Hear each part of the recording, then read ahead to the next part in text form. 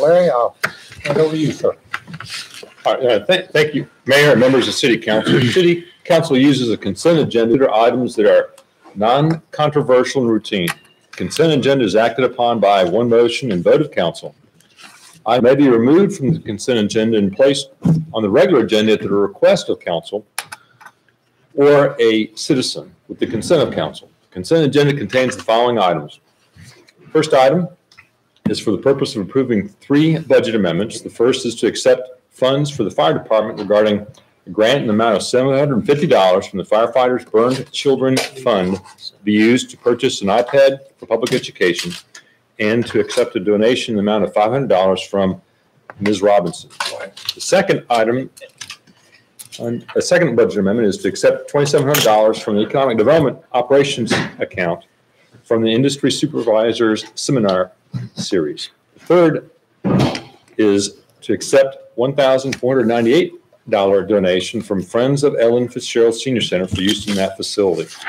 Second item under consent is for the purpose of calling for 3 public hearings to be held on May 1st, 2018 to consider 3 sets of zoning map and text amendments. The first of which is to consider rezoning property located at 3610 West Highway 74 from general business to conditional district 3610 West Highway 74. The second is to consider rezoning property located at 4203 West Highway 74 from general business to conditional district EMH Imports. The third is to consider the rezoning of property located at 2112 Morgan Mill Road from general business to conditional district James River Equipment Amendment. The third item on consent is for the purpose of approving the following components associated with the proposed airfield lighting rehabilitation project. First of which is submittal of a grant application to the North Carolina Department of Transportation. Second is the budget ordinance for a capital project in the amount of $936,423.34. The third is a construction contract award to Brooks, Berry, Haney in the amount of $742,617.95. And the fourth is a professional service contract with Talbert Bright Ellington in the amount of $193,805.39. The fourth item is for the purpose of accepting a donation from the Monroe Garden Club that would establish a chicken coop for youth enrichment to be installed by the staff at Dickerson Park. Item 5 is for the purpose of awarding the contract to R.W. Chapman to provide 5 pad-mounted SF6 switch gears for the downtown vault switchgear replacement project in the amount of $253,660. Item 6 is for the purpose of approving the agreement with Aerotech, Inc. for up to $250,000 to provide temporary and permanent staff augmentation for the vacant position known as the Design Engineering Manager. Item 7 is for the purpose of awarding the design contract to Talbert, Bright, and Ellington in the amount of $22,164 to design the emergency access road connecting Fire Station 4 to the Charlotte Monroe Executive Airport. The cost of the access road would be funded from the remaining dollars in the Fire Station 4's project budget, and the estimated construction cost of this road is $65,000. Item 8 involves minutes and reports. Item 8A, there were 2 sets of disbursements by the governing body for this period. First of which was Mayor Bobby Kilgore made 1 disbursement to A Few Good Men for the Citizen of the Year banquet honoring Miss Gail Coffey in the amount of $240. The second item was for Councilmember Billy Jordan, made 1 disbursement to Union County Community Action, Inc. in the amount of $3,000. Item 8B is financial reports for March 2018. And as a summary, the total fund balance is $27 million and change. A few of the subsets of the total fund balance include the unassigned general fund balance of $4.1 million, total assigned fund balance a little more than $2 million, and the fund balance reserved by policy, or 25%, is a little more than $9.4 million. There are 8 sets of minutes lettered 8C through J. Item 8K, summary of contracts awarded, change orders approved, and city manager settlement of claims. There were 31 contracts for the period totaling $193,000 and change, and there were no claims settled for this period. Item 9, under consent is for the purpose of adopting 3 sets of ordinances. The first concerns the traffic code, Chapter 75, traffic schedules and speed limits for city-maintained streets, and lowering the speed limit from 35 miles per hour to 25 miles per hour for these 9 streets: Jacob Court, Logan Caroline Lane, Lucy Drive, Neely Evans Court, Sarah Margaret Drive, Stone Trail Alley, Walking Trail Alley, Watery Branch Alley, and the portion of Woodlands Creek Drive that has been accepted for maintenance. The second set of ordinances concerns designating the lot of the old Inquirer Journal property as a tow-away zone for illegally parked vehicles and prohibited trucks from parking in that lot. Third set of ordinances concerns adding permit fees for the small cell wireless co-location permitting for building standards and planning. Item 10 is for the purpose of approving land use and transportation plan. Item 11 is for the purpose of approving tax releases for the month of February 2018 in the amount of $6,187.84, which was created by a change or reduction in value for the city of Monroe by the Union County tax assessor. Item 12 is for the purpose of approving the distribution of funds to cover the cost of 2 water and sewer connections in the amount of $14,280, which supports Habitat for Humanity's construction of 2 houses at 1915 Bowie Street and 1923 Bowie Street. And Mayor, members of the City Council, this concludes my synopsis of items placed on the consent agenda for your consideration. Council, have any questions? Motion to approve. I have a motion. Have a second. Second. I have a motion and a second. Any discussion? Hearing none, all in favor? Aye. Any opposed? Hearing none, the consent agenda will pass. We'll move into our regular agenda. The first thing on the regular agenda is a public hearing, item 13, a level 3 economic development incentive grant, and I will recognize Mr. Ron Mail, sir. Thank you, Mayor, Council, Manager Faison. It's my pleasure to bring before you tonight an economic development incentive grant request by ATI Specialty Materials, previously referred to as Project TIP. Project TIP, as you may recall, was originally brought before you last November 14th, 2017, at which time you awarded a level 3 incentive grant in an amount of $258,500 as an inducement to lure an $11 million expansion of ATI's metal powder operation at their Baker South campus. In January of this year, we were informed by ATI that the scope of Project TIP had grown to include additional new equipment investments.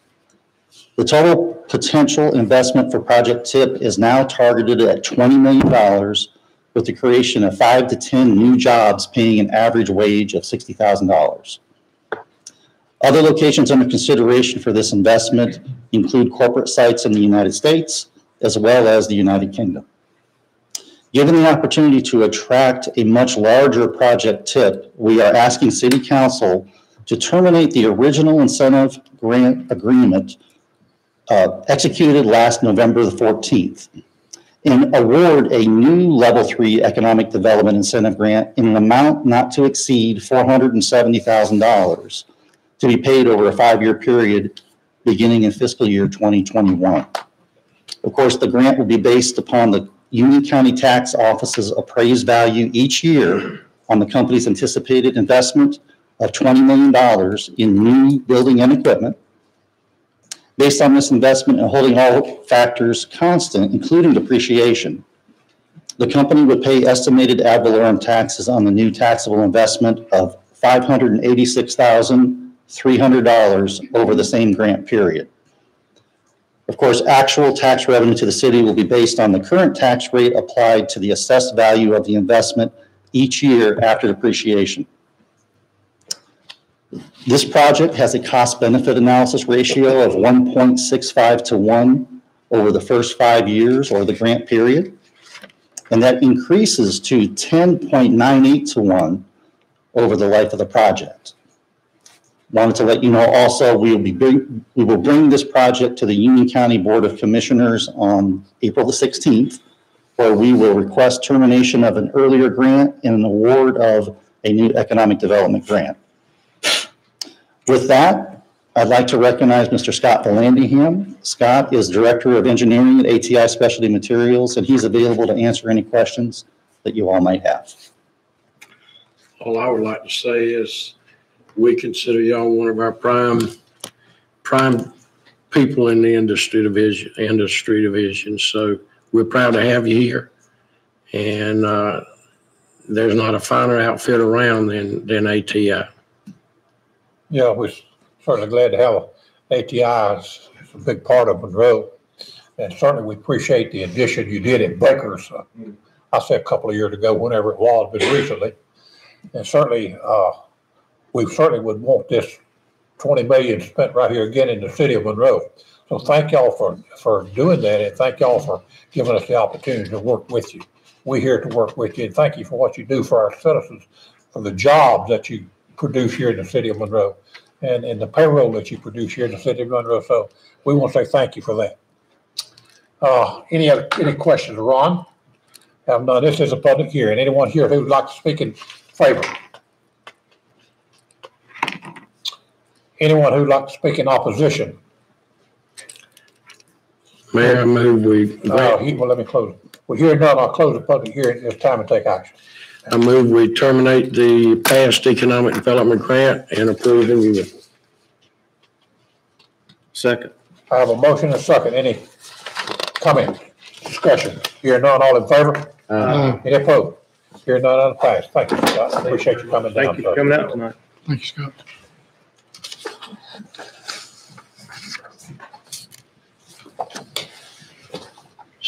Item 14 be water and sewer development capacity fee study. Good evening, Mayor and Council. Purpose of this public hearing is to comply with the requirements of North Carolina General Statute 162A as it relates to the setting and collection of water and sewer capacity fees. This topic was presented today at your strategic session, so I'm going to give a little bit of a condensed version tonight as far as the public hearing goes. For review, in June 2017, the North Carolina legislature approved the Public Water and Sewer System Development Fee Act, which is General Statute 162A. The specific requirements are that water and sewer systems within the state would perform a study to determine the allowable capacity fees per service unit, apply certain deduction credits to those fees, post a study on the city's website for public input, hold a public hearing, which we're doing tonight, to adopt the study by resolution, and then adopt the capacity fees with the annual budget, which will be later this year, and then deposit any capacity fee revenues into a reserve account and use them only for the purposes specified in GS 162A, which is growth-related water and sewer system costs. Also under the new law, there was specific timing requirements of how the fees would be collected, and we covered those today. So we would need to also comply with that part of the statute. So tonight we do have two resolutions. One is to adopt the capacity fee study itself. The study was completed by Wilden Financial Services, and a draft of the study is in your council packet. The study meets all the requirements of the general statute. And in that study, we gave a high-level overview for you this afternoon.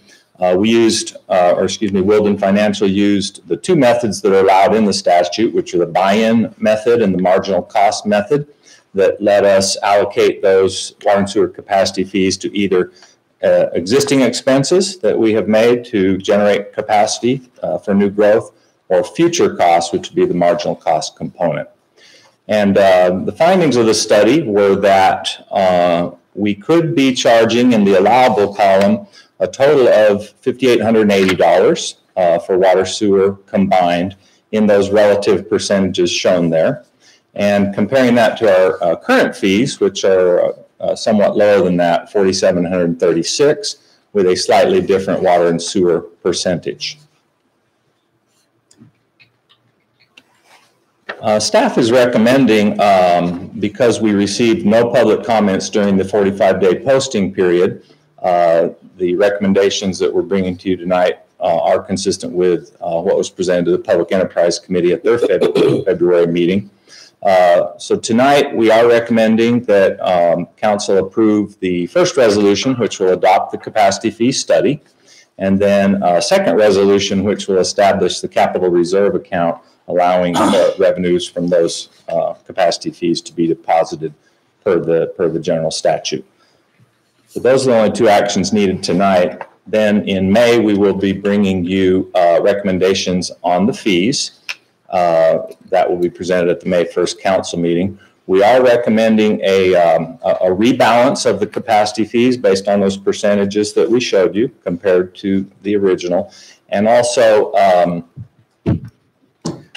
increasing the capacity fees by the construction cost index, which we did for a number of years historically. So that would generate a total cost for an equivalent residential unit of $4,875, a slight increase, so 2.92% increase from our current fees. Important to note that we are recommending setting these fees well below the allowable of $59.80, so about 82% of that level. And that is so we can remain competitive with other jurisdictions as far as the future development, but also in case there's any changes in the timing of our capital improvement plan, we won't be set up against the maximum allowable that the study allows. And so that's a quick synopsis of what we're asking for tonight, and I'd be glad to answer any questions. Council, have any questions? Thank you, sir.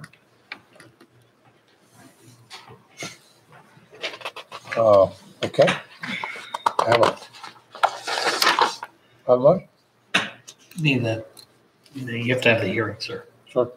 I think you were asking for a motion, but is Oh. there anyone to speak Yeah, it is a for or public against? hearing, Yes, yeah. sir. Yeah, it is. I looked at the top line. Yes, this is a public hearing. Anyone here who'd like to speak in favor? Hearing none. Anyone like to speak in opposition? Hearing none, we'll close the public hearing and take action. Mr. Mayor, I move that we adopt the water and sewer capacity fee study as presented just then. Second. Have a motion and a second. I would ask that if you would amend it to also include approving both resolutions. Okay, Thank do you. that. Is that your amendment? Yeah. Approve both of us. Have a motion to have a second. A motion and a second. All in favor? Any opposed? Hearing none, that will pass. Thank you, sir. Item 15, renaming the Old Army Community Center Park in memory of Robert and Jeanette Schrock. Sure. Who will be? Okay. Good evening, Mayor, Council. The Parks and Recreation Advisory Board received a request from the Quality Hills Neighborhood Association to name the park area at the Old Armory Community Center in memory of Robert and Jeanette Sherrod.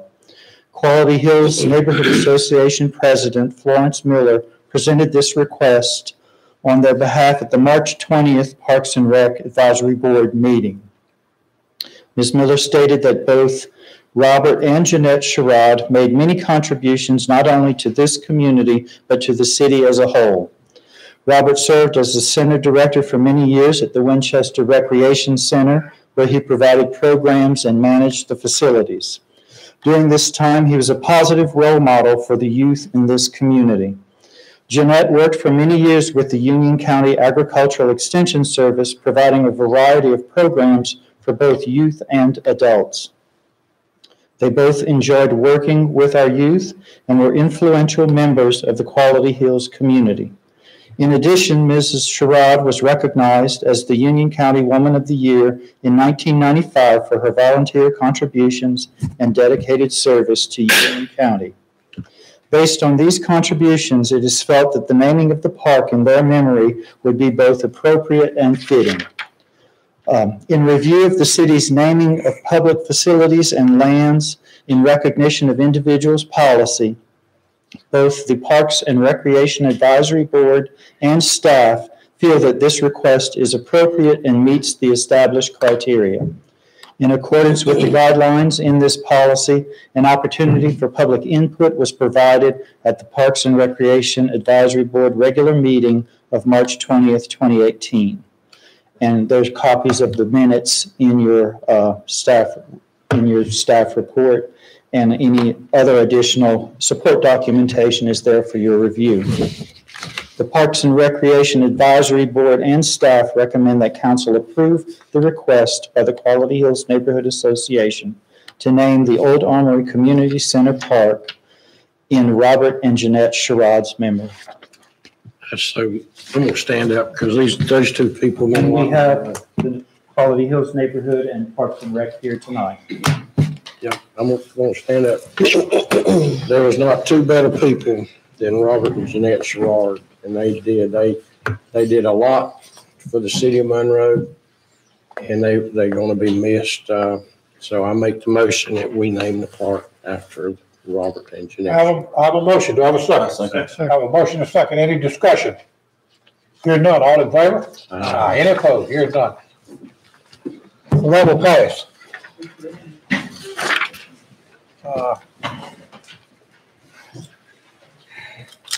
Item 16, we're going to do the public comment period this time, then we'll be going to 17 closed session. So at this time, on 16, anyone here who would like to address the council on the public comment period? Yes, ma'am. You will come to the podium. Give us your name and address for the record, please.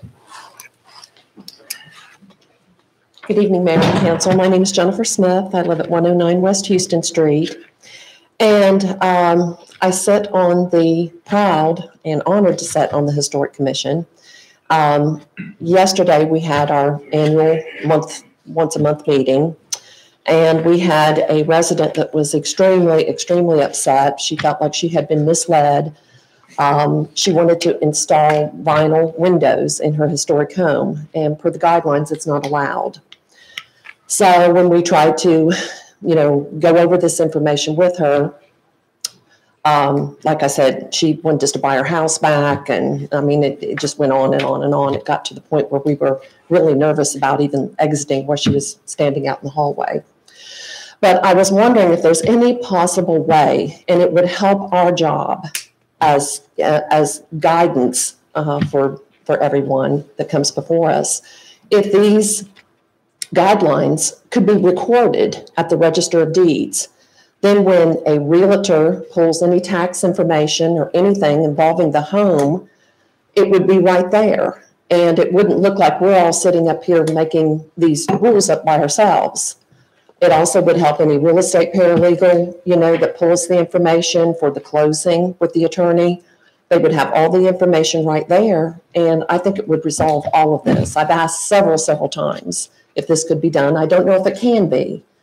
But I think with the world the way it is right now, people, you get fearful of retaliation. You just don't know what possibly could happen. I'll ask our attorney to address that, if you will. He was there last night. I was there. Oh, okay. Well, I'll ask him to address it anyway. The question didn't come up in the meeting, but I will go ahead and say that, unfortunately, it's with the Register of Deeds, you have to file something that's related to particular property.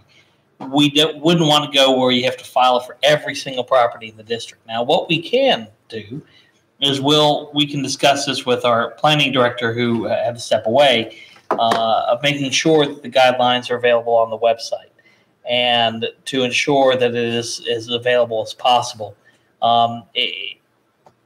Folks, when they look at the GIS or doing title searches, it should show the zoning that's available, but we can take a look and see if there's anything in addition we can do. I think the point of putting something at the Register of Deeds would not, I think, solve the issue, but we're happy to look if there are any additional things that we can do as staff to make sure it's known, although we think it is known. It's just, I think in this particular individual's case, they knew it, they just chose to ignore the portion that would have applied to them.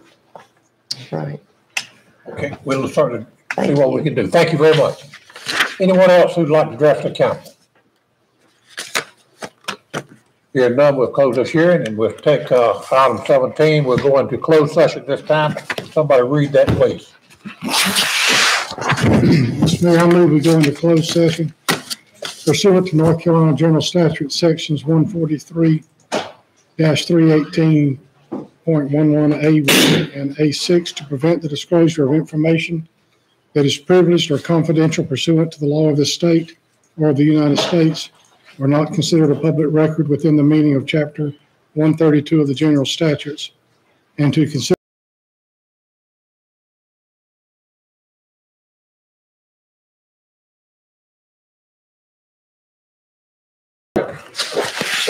Have a motion second, all in favor? Want to close session, we'll dismiss the staff. Questions on?